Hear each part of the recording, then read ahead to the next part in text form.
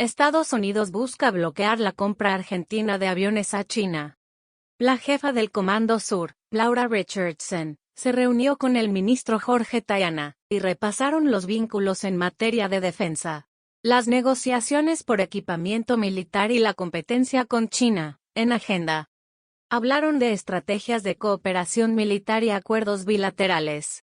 Pero en el encuentro de la general del Ejército de los Estados Unidos y jefa del Comando Sur, Laura Richardson, con el ministro de Defensa, Jorge Tayana, quedó en claro una firme intención de Washington, vender los aviones supersónicos a las Fuerzas Armadas de la Argentina, en contraposición a las negociaciones que entabló el gobierno con China, enemigo central de la administración de Joe Biden.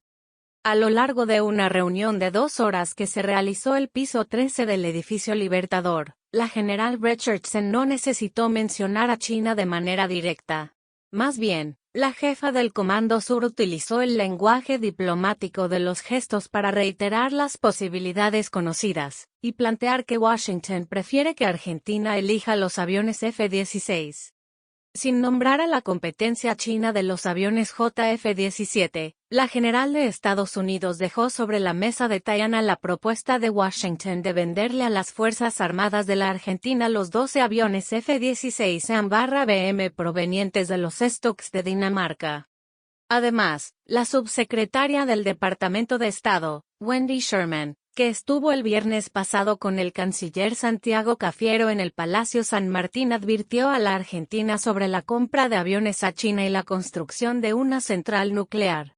Hay que ser cautos, dijo a la prensa después de ese encuentro al hablar de las negociaciones con Beijing.